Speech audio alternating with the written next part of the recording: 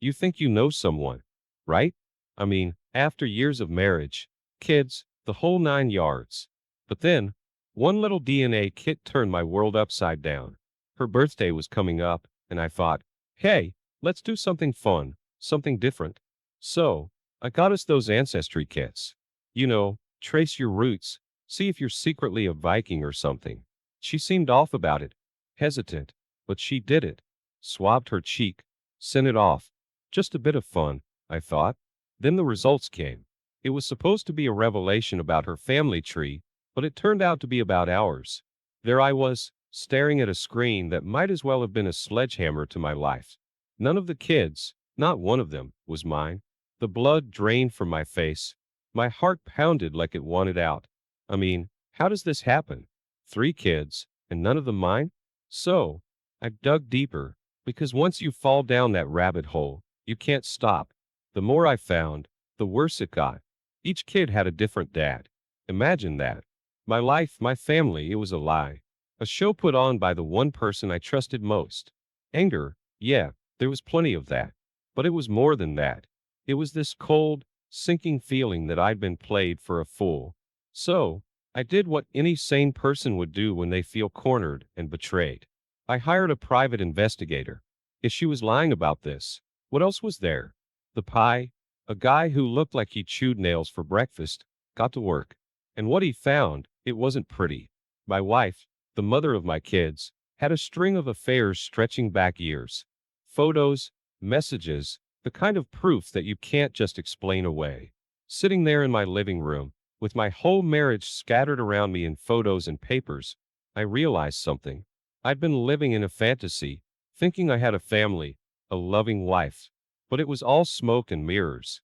This wasn't just about infidelity or betrayal. This was about my life, my identity. Who was I, if not the husband, the father I thought I was? That's when the ideas started forming, a dark seed in the pit of my stomach. If my life was going to fall apart, I wasn't going down alone.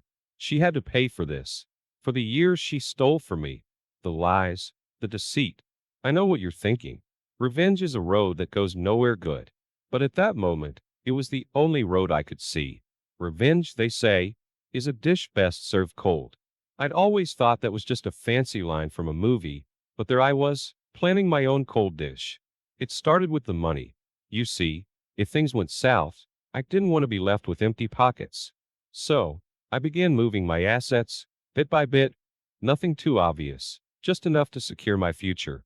Then, I turned my attention to her, to the woman who made a fool out of me. It wasn't about grand gestures of revenge. No, it was the little things, small enough to make her question her own mind. I'd move her keys, switch off the alarm she'd set, hide that novel she was reading. It sounds petty, but you see, it's the little things that get under your skin. But the real game changer was when I sent those DNA results to the biological fathers. Anonymous, of course. I wanted to see her world crumble, piece by piece. And it did. First, there was the wealthy businessman, the real father of our oldest. He showed up one day, out of the blue, demanding answers. I watched from a distance as they argued in the driveway, her face white as a sheet. That was just the beginning. Her fortress started to fall apart. I could see the cracks appearing, the doubt, the fear. It was in the way she looked over her shoulder, the way her voice shook on the phone. I'd planted the seeds, and now I was watching them grow. And then, there was the isolation. Friends, family. I made sure the rumors reached them all. Whispers of affairs, of lies, of things no one wants to hear about a loved one. One by one, they started to distance themselves from her. She was toxic, and they didn't want to get poisoned. Watching her like this, you'd think I'd feel triumphant, powerful even. But the truth? It was emptier than I'd expected. Each step of my plan, each little victory, it didn't bring the satisfaction I thought it would. Instead, there was this hollow feeling, like I was carving out pieces of myself along with her. But I couldn't stop, not after coming this far. I had to see it through, had to make her feel just a fraction of the pain she caused me. It was no longer just about revenge, it was a lesson, a punishment for her betrayal. So, I kept at it, watching as the life we'd built together, the life she lied about, fell apart around her. And as I stood there, in the shadows of our crumbling world, I realized something. Revenge doesn't heal old wounds, it just cuts new ones. The plot thickens, right? There I was, setting the stage for the grand finale of a marriage that was nothing but a sham. I went a step further, a step darker. I planted evidence to make it look like she was mixed up in some shady business. It wasn't hard to do. A few forged documents, an anonymous tip to the cops, and the stage was set. I watched from the shadows as the police handcuffed her. She was confused, scared, emotions I'd become all too familiar with. But things don't always go as planned. She was released, no solid evidence to hold her. Still, the seed of doubt was planted, not just in her mind, but in the eyes of everyone who knew her. The whispers started, the sideways glances, she was tainted, even if she was innocent of this particular crime. And then, she began to suspect. She knew someone was orchestrating her downfall, but she couldn't put the pieces together.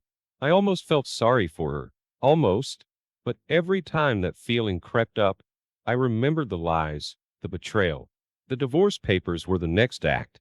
I filed, citing her infidelity. It was the hardest thing I'd ever done. Signing those papers, admitting to the world that my marriage was a lie. But it was necessary, a part of the plan. The proceedings were brutal, every affair, every lie was dragged into the light. I watched as her face crumbled, not just from guilt, but from the realization that it was me pulling the strings.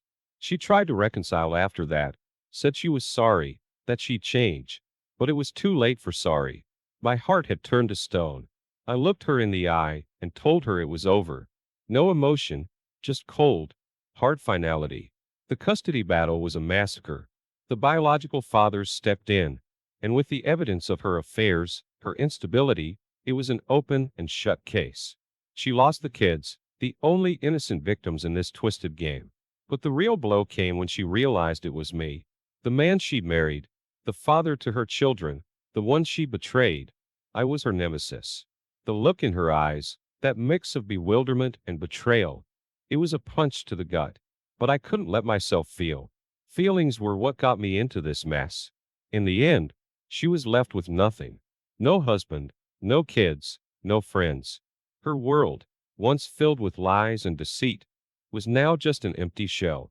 Looking back, I wonder if it was worth it.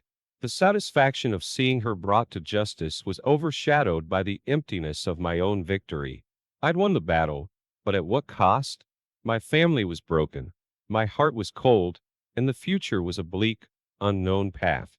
But I couldn't dwell on that.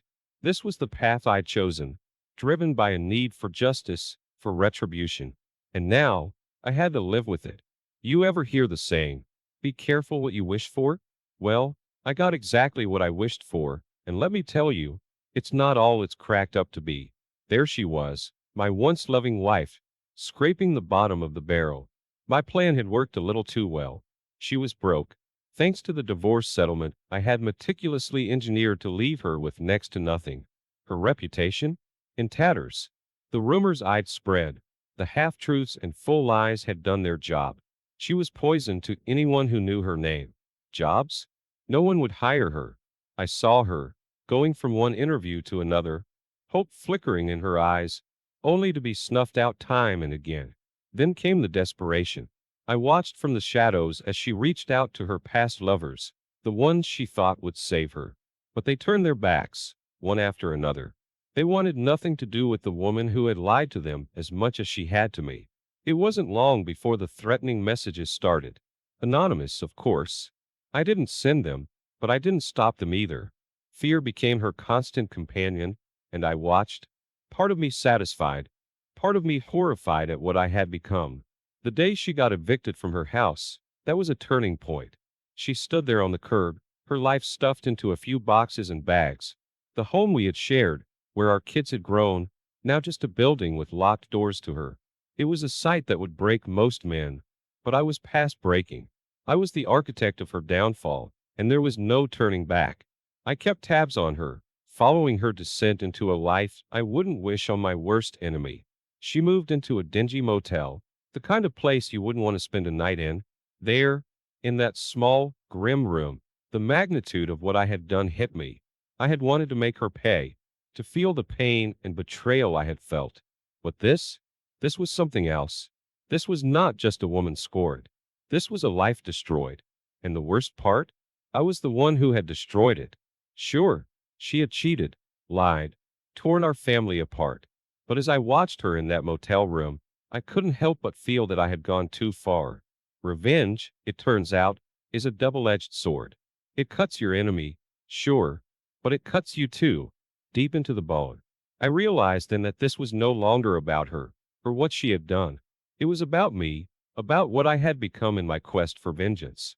I had lost sight of who I was, of what mattered. I was no hero in this story. I was just another villain. So there we were, both of us lost in our own ways, both of us paying the price for our actions. Her, living in a rundown motel, and me, watching from a distance, a spectator to the tragedy I had authored. It was a bitter lesson, but one I had to learn the hard way.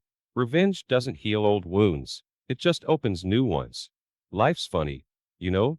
Just when you think you've got it all figured out, it throws you a curveball. There she was, my wife, living in some rundown motel, the kind of place where hope goes to die. She was scraping by, a shadow of the woman she used to be. And me? I was watching from a distance, feeling this hollow satisfaction. I had one, but that tasted like ash. Then, out of the blue, this guy shows up. Someone from her past, a blast from the life she had before me. He was slick, the kind of guy you don't trust at first glance. But she was desperate, drowning, and he was offering a lifeline. She took it, of course. What choice did she have? This guy, he wasn't just an old flame. He was trouble with a capital T, I could see it. But she was too far gone, too lost in her own mess to notice. He started pulling her into his world, a world of quick fixes and shady deals. It was like watching a train wreck in slow motion. He had her wrapped around his finger, manipulating her into doing things, illegal things, for a quick buck. It was all about the money for him. And her? She was just a pawn in his game. I found out about it, the whole sordid affair. Part of me wanted to step in, to save her from herself. But another part of me, the part that was still burning with betrayal and anger, wanted to let it play out. So, I did nothing. I just watched as she spiraled further down the rabbit hole.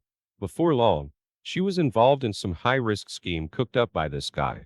It was bad news, the kind of thing that gets you in deep trouble with the wrong kind of people. She was in over her head, playing a dangerous game with no idea of the rules. I remember thinking, this is it. She's finally hit rock bottom. It was a mix of pity and relief. Pity for the woman I once loved, who was now caught in a web of her own making, and relief that it wasn't my problem anymore. But even then, deep down, I knew it wasn't that simple. You don't just walk away from a life you've shared with someone. Not completely.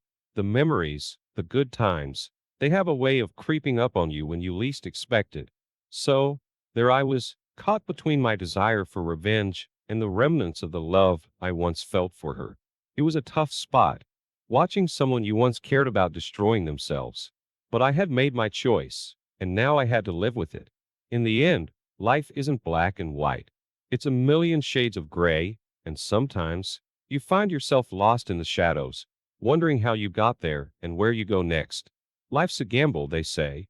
You roll the dice, take your chances. But what happens when every roll comes up snake eyes? That's where she was, my wife, caught in a losing streak that just wouldn't quit. The scheme, her big shot at redemption, it blew up in her face. Big time. There she was, mixed up in something that had danger written all over it. And, as luck would have it, it all went south. She managed to get out, but it was a close call. Too close. Now, she was on the run, a fugitive with the law snapping at her heels. It was like something out of a bad movie, except it was real, and she was the star. Me? I heard about her mess, of course. It was all over town. The whispers, the rumors. Part of me thought I should feel something, guilt, maybe, or even a twinge of concern. But there was nothing, just a numb indifference. I checked out, emotionally packed my bags and left the building. She tried to reach out to the kids, a desperate move from a desperate woman, but they wanted none of it. They'd heard the stories, seen the evidence. To them, she was a stranger, a ghost from a past they wanted to forget. It was harsh, but that's how it was. You reap what you sow. There she was, all alone, with nowhere to turn. I heard she was thinking of turning herself in, making a clean breast of it. Maybe she thought it would be a fresh start, a way to wipe the slate clean. But fate, it seems, had other ideas. Before she could make her move, they got to her. The people she'd crossed, the ones she'd wronged in that failed scheme. They weren't the forgiving type. No, they were out for blood, and she was their target. The news of her capture reached me, like whispers through the grapevine. Did I consider stepping in, playing the hero, saving her from the mess she'd made? The thought crossed my mind, but it was a fleeting one. I was done, out of the game. This was her fight, not mine. So, I did nothing. I stayed out of it. Let the chips fall where they may. Some would call it cold, heartless even. But when you've been burned as bad as I had, the heat just doesn't touch you anymore.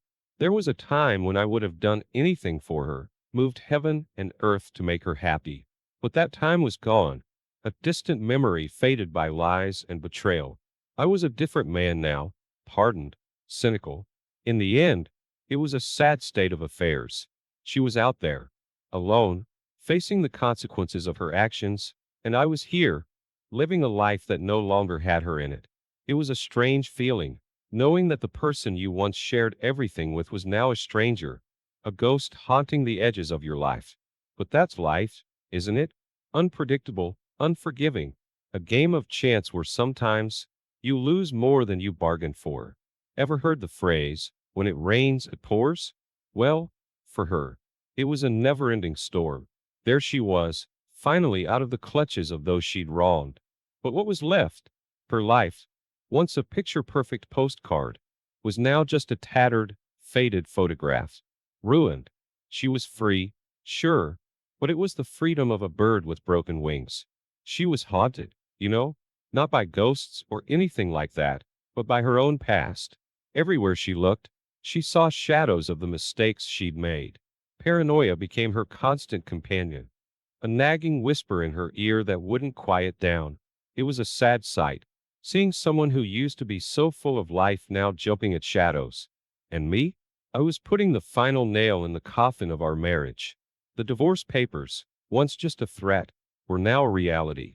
Signing them felt surreal, like I was signing off a part of my life, a chapter that was closing forever. It was done. The ties that bound us, the promises we made, all severed with a few strokes of a pen.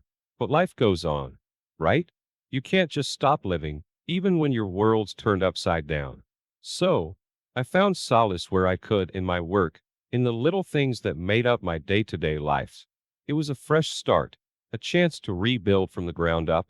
It's funny how life works. One day you're married, you've got a family, a plan. The next, you're single, starting over. The past just a memory. But it's not just about moving on, it's about finding peace. Peace with what happened, peace with yourself. She tried to start over too, but it wasn't easy. The past has a way of clinging to you, like a stubborn stain that just won't wash out. She struggled, fought to find her footing in a world that seemed to have turned its back on her. I'd be lying if I said I didn't think about her, about what she was going through. But it was like thinking about someone from another life, a distant, faded echo of a time that was gone. I had my path, she had hers. Our roads had diverged, and there was no turning back. In the end, I found a kind of peace, a quiet acceptance of how things turned out. I threw myself into my work, found joy in the little things. A good cup of coffee, a quiet evening, the satisfaction of a job well done. It was a simple life, but it was mine.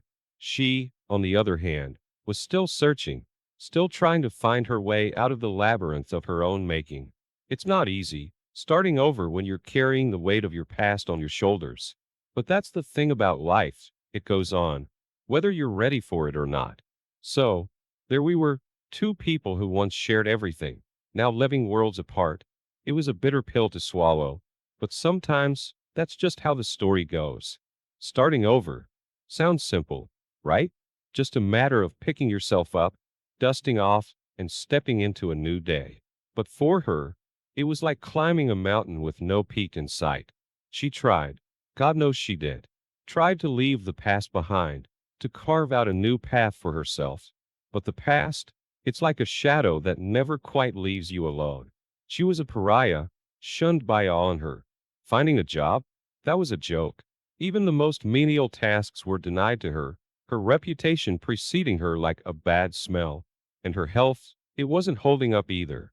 Stress, they say, can break you down, and it was doing a number on her.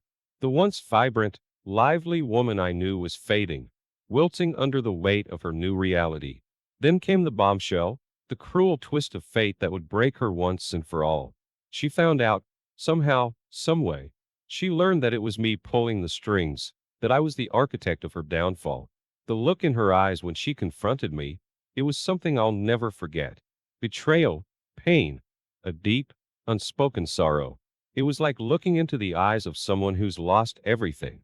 That confrontation, it was the last time I saw her.